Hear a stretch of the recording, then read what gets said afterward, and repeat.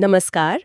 आज हम एक बड़ी दिलचस्प मशीन पर चर्चा करने वाले हैं जो चीनी मिलों के लिए कह सकते हैं कि उनकी जान है। अब केंद्रीय मशीन मतलब सेंट्रीफ्यूगल मशीन। जी हाँ, बिल्कुल। सोचिए चीनी तो बन गई पर वो एक गाढ़े शीरे में फंसी हुई है। अब उसे जल्दी से बिना तोड़े कैसे बाहर निकालें? हाँ, ये एक बड़ी चुनौती होती है। यही काम आती है ये मशीन। हमारी आज की चर्चा का आधार है अब केंद्रीय मशीन, कार्यप्रणाली और उपयोग, लेख के कुछ जरूरी हिस्से। जी। तो आज हम समझेंगे कि ये मशीनें असल में हैं क्या, कैसे काम करती हैं और चीनी बनाने में इतनी अहम क्यों हैं। मैंने सुना है ये करीब 1200 चक्कर प्रति मिनट पर घूमती हैं। ये सच है? हाँ, बिल्कुल। लगभग 1000 से 1200 आरपीएम मतलब रोटेशंस पर मिनट। और इस तेज रफ्तार का फायदा फायदा? फायदा फायदा ये कि चीनी को शीरे से अलग करने में इनकी कुशलता 99% से भी ज्यादा होती है। अरे जाह, 99%? हाँ, लगभग हर चीनी का दाना जो क्रिस्टल बन चुका है वो शीरे से बाहर आ जाता है। इससे न सिर्फ चीनी बर्बाद होने से बचती है, बल्कि हमें मिलती है साफ अच्छी क्वालिटी की चीनी जो बाजार के लिए जरूरी है। सही बात है।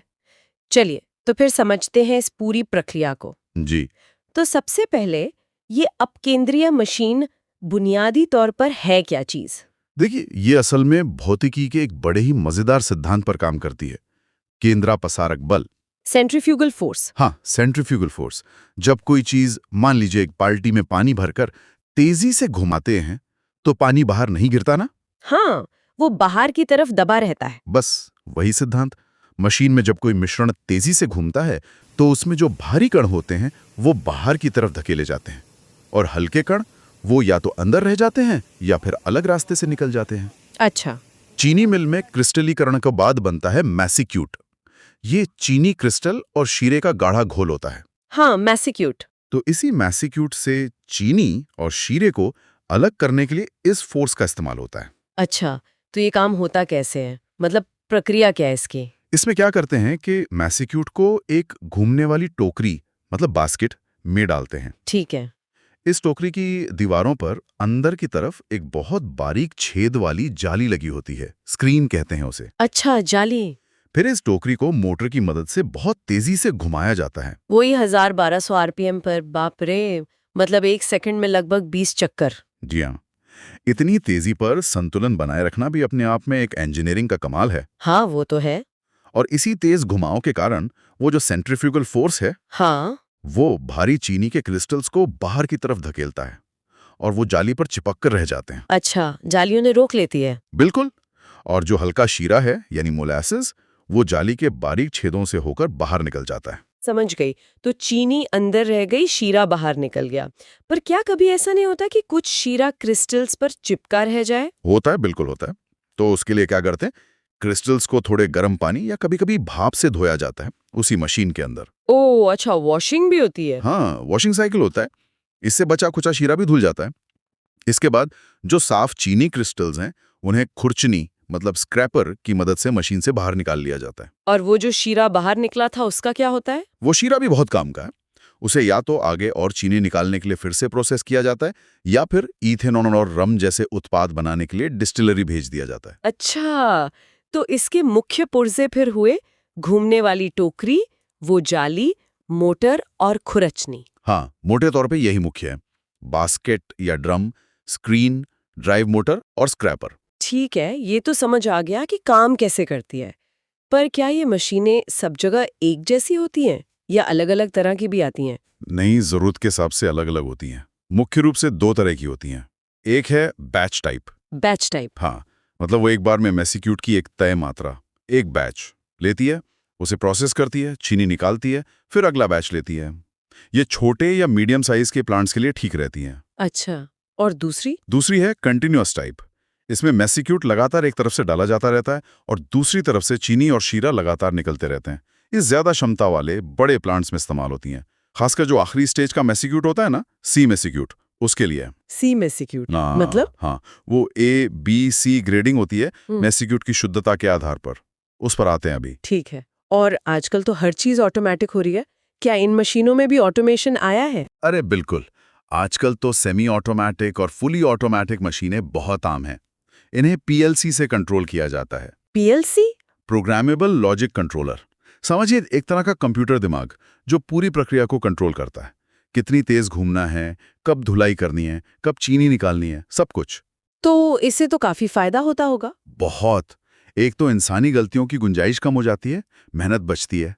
दूसरा, हर बैच में एक जैसी बढ़िया क्वालिटी की चीनी मिलती है, एफिशिएंसी बढ़ जाती है। अच्छा, अगर हम इसके प्रदर्शन की बात करें तो कुछ खास आंकड़े हैं, जैसे क्षमता या नमी? हाँ, गति तो हमने देखी, 1000 से 1400 आरपीएम तक भी जाती हैं कुछ।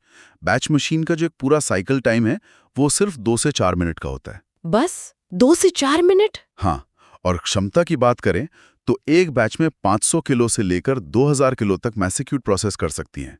मशीन के साइज पर निर्भर करता है। और चीनी में नमी कितनी रह जाती है आखिर में? ये बहुत महत्वपूर्ण है। नमी सिर्फ 0.05 से 0.1% तक रह जाती है, बहुत ही कम। यानी लगभग सूखी चूनी। और रिकवरी?